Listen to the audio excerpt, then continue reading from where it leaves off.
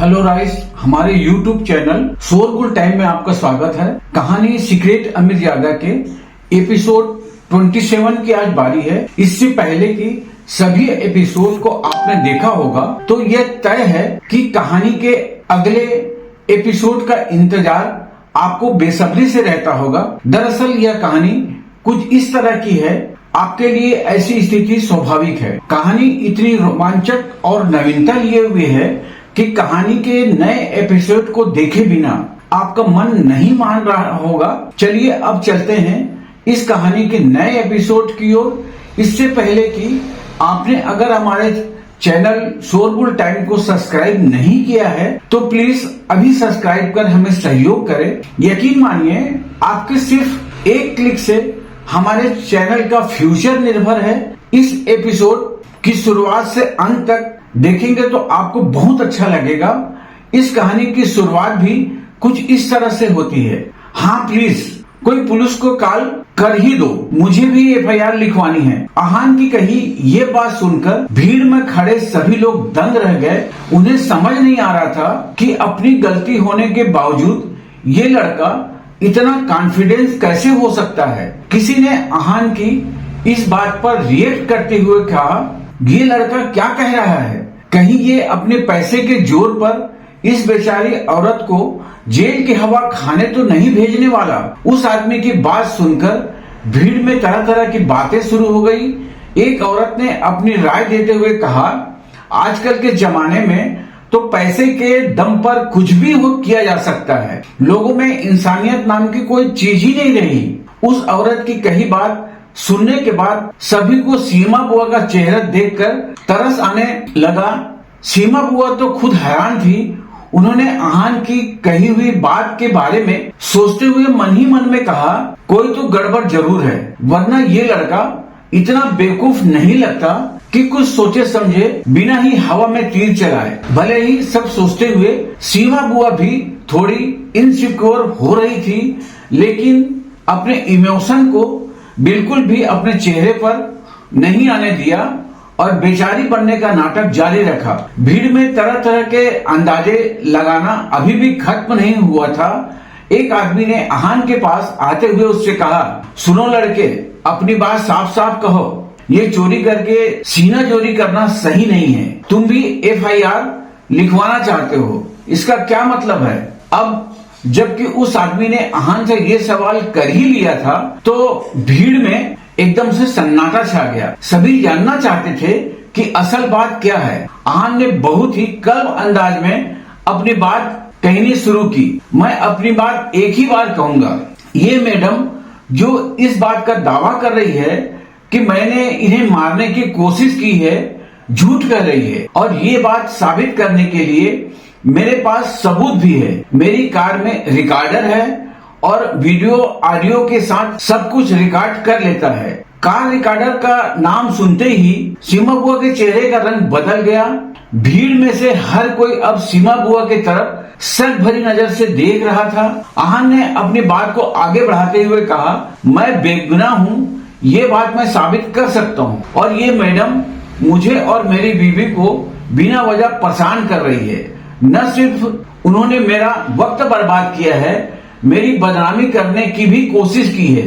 इसलिए मैं भी एफआईआर शिकायत दर्ज कराना चाहता हूँ। इस पॉइंट पर सभी लोगों को अपने जजमेंट पर शर्म आने लगी। लोगों को इस बात पर यकीन नहीं हो रहा था कि इस मिडिल क्लास एज औरत ने थोड़ी सी नौटंकी करके उन्हें अपनी बातों में फंसा लिया था। अब तो सीमा बुआ के चेहरे के एक्सप्रेशन ब्लैंक हो गए थे। आहान ने फिर सीमा बुआ तरफ कदम बढ़ा दिए और उनसे सवाल करते हुए कहा, आपका कहना है कि मैंने आपसे 50,000 रुपये उधार लिए थे और मैं पैसे वापस लौटाए बिना फरार हो गया है ना? आहान एक आखिरी बार सीमा बुआ से इस बात को कंफर्म करना चाहता था, लेकिन अब सीमा बुआ की बोलती बंद हो गई थी। उन्होंने आहान से नजरें चुराते हुए कहा, मैं आहान सीमा बुआ से कहा, अगर ये सच है तो पुलिस को बुला ही लेते हैं, वो ही पता कर लेंगे कि कौन किससे पैसा चुराकर भाग गया है। आहान की बात के पीछे की असली मतलब उसके, सनाया के और सीमा बुआ के अलावा और कोई नहीं जानता था। सीमा बुआ को लगा कि अब उसकी चोरी पकड़े जाने वाली है, इसलिए उन्होंने बहाना बनाते हुए कहा, वो क्या है ना, अभी मुझे घर पर थोड़ा काम है, मैं अभी निकलती हूँ। ये कहकर सीमा बुआ रतन के पास गई और उसे सहारा देकर खड़े होने में मदद की। रतन, जल्दी खड़े हो जाओ, अब हमें यहाँ से निकलना होगा, वरना मुझे डर है कि भीड़ में खड़े ये लोग भी हमारी पिटाई ना कर दे। एक बार की ये जिल्लत तो फिर भी चल जाएगी, लेकिन अगर मामला पुलिस तक पहुंच गया तो बात कुछ ज्यादा ही बिगड़ जाएगी। उठो, जल्दी करो। सीमा बुआ ने फुसफुसाते हुए अपने बेटे से कहा। अगले ही पल दोनों माँ बेटे भागने लगे। सारे लोग भी अब अपनी नजरें झुकाकर अपने अपने रास्ते चले गए। आखिरकार ये सारा मामला आहान ने खत्म कर दिया था। उसने सबको जाते हुए देखकर एक छुटकारे की सांस ली और पीछे मुड़ा। पीछे पलटते ही आहान की नजरें सनाया से मिली। आहान ने देखा कि सनाया हैरान नजरों से आहान की तरफ देख रही थी और वो आहान को ऐसे देख रही थी जैसे इस कॉन्फिडेंस और चार्मिंग लड़के को पहली बार देख रही थी। सनाया ने ऐसे एक्सप्रेशन को देखकर आहान मुस्कुराने लगा। उसने अपने अपसेट माइंड बीबी का हाथ पकड़ा और उसे अपने साथ कार की तरफ ले गया। सनाया को कार में बिठाने के बाद आहान भी ड्राइवर सीट पर जाकर बैठ गया। जैसे ही आहान कुछ दूर तक ड्राइव करके आगे चला गया, सनाया ने उससे सवाल करते हुए कहा, आहान, कार में रिकॉर्डर कैसे आ गया? सनाया के सवाल को सुनकर आहान ने बहुत ही क्विक फेस बनाकर अपनी क्यूरियस वाइफ से सवाल का जवाब देते हुए कहा, वो कार में कोई रिकॉर्डर नहीं है। क्या बिना किसी सबूत के आहान ने ऐसे ही अपनी बातों से सीमा बुआ के छक्के छुड़ा दिए थे? इतना ही नहीं, लोगों ने भी बिना कोई सबूत देखे आहान पर यकीन कर लिया था।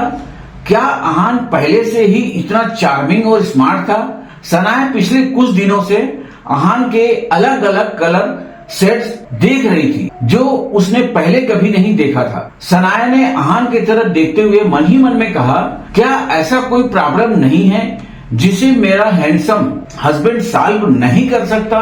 जब सनाया मन ही मन में आहान की तारीफ के पुल बांध रही थी, आहान ने उसकी नजरों को अपने ऊपर महसूस किया। उसने सनाया से फ्लर्टी अंदाज में सवाल करते हुए कहा, सनाया, क्या आप ये सोच रही है कि आपका हस्बैंड बहुत हैंडसम है? इस सवाल को सुनते ही सनाया दंग रह गई। क्या अब आहान सनाया के दिल में चल रही बातें भी सुन सकता था? सनाया ने अपना मुंह बना लिया और आहान से बोली, ऐसा कुछ नहीं है, मैं तो ये सोच रही थी कि मुझे तुमसे बचकर रहने की जरूरत है। क्या पता कब मुझे भी ऐसा ही कंट्रोल करने लग जाओ। सनाया ने तो अपनी बात ऐसे ही कह दी थी, मगर जब उसने इस बात पर आहान का जवाब सुना तो वो बेचारी शर्म के मारे लाल गुलाब हो गई। आहान ने कहा, आप उस बारे में परेशान मत होइए, मैं आपको कैसे कंट्रोल कर सकता हूँ, मैं तो खुद ही आपके कंट्रोल में हूँ। क्या आहान सनाया के साथ फ्लर्ट कर रहा था या सच बता रहा था? इस बात को सोचकर सनाया कंफ्यूज हो गई, मगर एक बात पक्की थी कि इस बात को सुनने के बाद सनाया को बहुत अलग तरह की खुशी हो रही थी। दूसरी तरफ भीड़ अब सनाया और आहान से भागने के बाद सीमा बुआ और रतन एक बस स्टॉप पर आकर बैठ गए। दोनों की सांसें भागने के कारण फूल गई थी। वो निकम्मा आहान हाथापाई में इतना एक्सपर्ट कैसे हो गया? उसे देखकर तो ऐसा लगता है कि यामिनी भाभी उसे खाना भी नहीं देती होगी, लेकिन ऐसा होने के बावजूद भी तुम तक उसके सामने नहीं टिक पाए। ऐसा कैसे हो सकता है? सीमा बुआ कंफ्यूज हो गई थी। वो अपने बेटे को अच्छे से जानती थी। अगर आहान उसे हरा सकता था तो वो बहुत स्ट्रांग था। अपनी माँ के सवाल को सुनकर रतन भी परेशान लगने लगा। उसने जवाब देते हुए कहा, पता नहीं माँ, मैं खुद भी इस बारे में कुछ नहीं जानता, मगर एक बात है जो मैं कह सकता हूँ, आहान ने अपनी पूरी ताकत का भी इस्तेमाल नहीं किया था। ये सुन के सीमा बुआ शॉक्ड हो गई। आहान जैसे दुबले पतले लड़के में इतनी ताकत हो सकती थी, ये सोचकर ही सीमा बुआ घबरा गई। उन्होंने रतन से कहा, अच्छा है हमने उससे ज्यादा परेशान नहीं किया, आगे से इस बात का ध्यान रखते हैं कि उस निकम्मे आहान से दूरी बनाए रखें। उनकी इस बात से रतन बिल्कुल भी एग्री नहीं था। उसने मना करते हुए कहा, नहीं माँ, ऐसा कैसे हो सकता है? अगर बाहर किसी को पता चला कि मैं पीट के आया हूं तो मेरी क्या इज्जत रह जाएगी? नहीं, मैंने फैसला कर लिया है, अपने दोस्तों के साथ मिलकर मैं उस आहान की हड्डी पसली एक कर दूंगा। भले ही वो बहुत स्ट्रांग होगा, लेकिन ज्यादा लोगों के सामने टिक नहीं पाएगा। आखिरकार मैं ऐसे हार मानने वाले लोगों में से नहीं हूँ। सीमा बुआ अपने बेटी की बात समझ रही थी। अब उन्हें भी इस बात का एहसास हो गया था। वो भी अपनी बेइज्जती भूल नहीं सकती थी। उन्होंने अपने बेटे रतन से कहा, तुमने सही कहा बेटा, तुम जब चाहे उसे मार सकते हो, लेकिन उससे पहले हमें आहान से कुछ पैसे कमाने हैं। अपनी माँ की कही ये बात सुनकर रतन ने सवाल करते हुए कहा, माँ ये सब कैसे होगा? इस पॉइंट पर सीमा बुआ की आंखें लालच से भर गई थी। उन्होंने देखा था कि आहान और सनाया जिस ओडी कार में बैठे थे वो कोई मामूली कार नहीं, 25 लाख रुपए की कार थी। इसका मतलब साफ था उन लोगों के पास बहुत पैसा था। सीमा बुआ ने अपना दिमाग चलाया और रतन के सवाल का जवाब देते हुए कहा, हम अभी के अभी तुम्हारे शेखर मामा के घर चलते हैं। जितना मैं शेखर भैया को जानती हूँ, वो तो आहान से कुछ नहीं कहेंगे, लेकिन यामिनी भाभी वो आहान को बिल्कुल पसंद नहीं करती। हम जाकर उनसे ही आहान की शिकायत लगाएंगे। तुम अपने चोटों के निशान दिखा दोगे तो यामिनी भाभी भी मान जाएगी और हमें कुछ पैसे भी मिल जाएंगे। रतन ने जब अपनी माँ का दिया हुआ ये आइडिया सुना तो सेटिस्फाइड लगने लगा, लेकिन उसने फिर भी कहा, क्या आहान यामिनी मामी की बात मान जाएगा? इस सवाल को सुनकर सीमा बुआ जोर जोर से हंसने लगी। रतन पहले कुछ समझ नहीं पाया, तो फिर रतन ने अपनी माँ से एक बार फिर से सवाल किया, माँ ऐसा क्यों हंस रही हो? ये तो रतन को नहीं पता था, लेकिन एक बात साफ थी कि माँ के दिमाग में कोई नई खिचड़ी पक रही थी। शहर के दूसरे कोने में आहान और सनाया मिलकर कुछ खरीदारी कर रहे थे। आहान ने सब्जी वाले से कहा, भैया थोड़ा जल्दी जल्दी कीजिए, मेरी बीबी को घर जाकर जल्दी से खाना खिलाना है, उन्हें थोड़ी भूख लगी है। आहान हमेशा सब्जी खरीदने आता था। सब्जी वाले से ही नहीं, वहाँ खरीदारी करने के लिए आने वाली भाभीियों से भी आहान की अच्छी दोस्ती हो गई थी। आहान की नई कार को देखकर वहाँ आई हुई एक भाभी ने आहान से कहा, आहान तुमने तो नई कार खरीद ली है, क्या हमें मिठाई नहीं दोगे? ये सुनकर आहान मुस्कुराने लगा। उसने कहा, भाभी मैं मिठाई तो नहीं लेकर आया हूँ, लेकिन सब्जी वाले भैया से कहकर आपको मेरी तरफ से 2 नींबू दिला सकता हूँ। या ये बात सुनकर वो भाभी खुश हो गई। उन्होंने सब्जी वाले भैया से कहा, देखिए भैया, आहान ने खुद कहा है तो आज के नींबू और धनिये का हिसाब आहान को ही दे देना।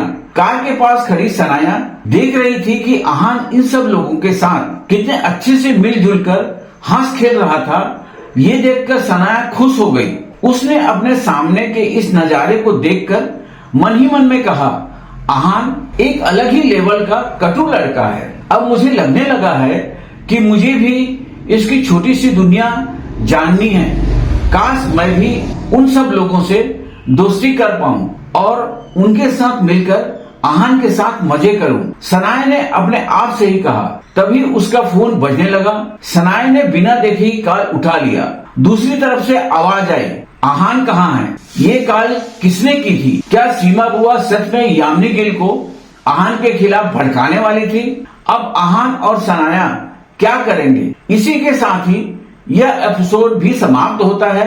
इस कहानी को आगे जानने के लिए बने रहिए हमारे चैनल शोरगुल टाइम के साथ। आज के लिए बस इतना ही। कल फिर मिलेंगे कहानी के नए एपिसोड के साथ। तब तक के लिए आज्ञा दीजिए।